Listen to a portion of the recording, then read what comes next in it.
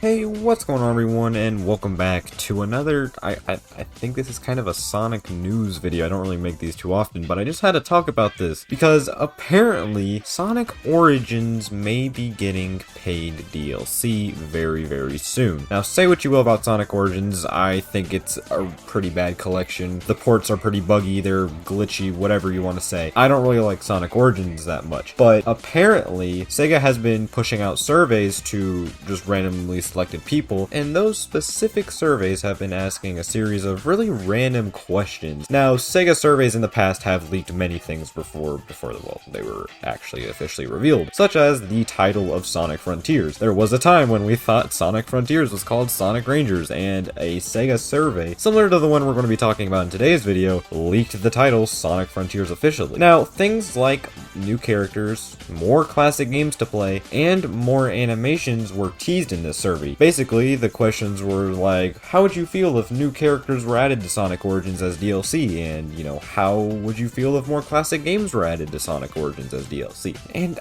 I think it would be really cool to see more classic Sonic games added to Origins, as some sort of expansion with animations to tie things together, of course. Now, what about the different classic Sonic games?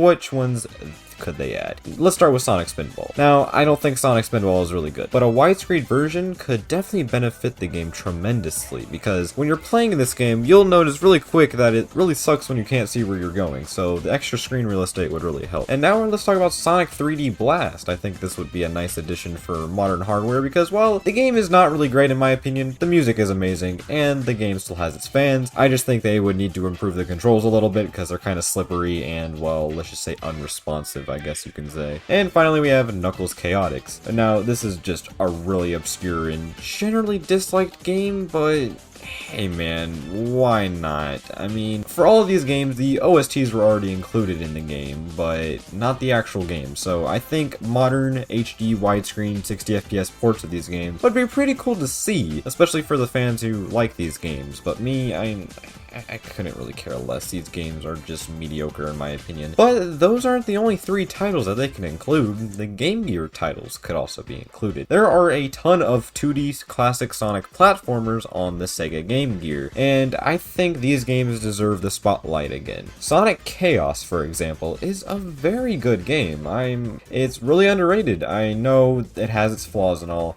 but a modern widescreen port of this game could definitely help with some of the issues. The same goes with Sonic Triple Trouble. I think this game is even better than Sonic Chaos, and I would love to play it on modern hardware without the use of, emulation or, I don't know, Sonic Gems collection. It would be really nice to see these games being in Origins so I can play them on modern hardware. And while we're talking about it, let's just throw in the 8-bit versions of Sonic 1 and 2. I'm not a big fan of these versions, I'll be completely honest, but they're on a similar situation with Sonic Chaos and Sonic Triple Trouble, to where they're good, but they're just really kind of obscure. People don't really think about them too much. There are just a lot of obscure and just inaccessible Sonic games that they could fix up and give a second chance for Sonic Origins if they do choose to add them as DLC. But of course, what many people want aren't new playable characters besides just Sonic, Tails, or Knuckles. And I was honestly really surprised to see that Amy wasn't included in the base game Sonic Origins as a playable character. The same applies to Metal Sonic. I really think these characters deserve to be playable. All they would have to do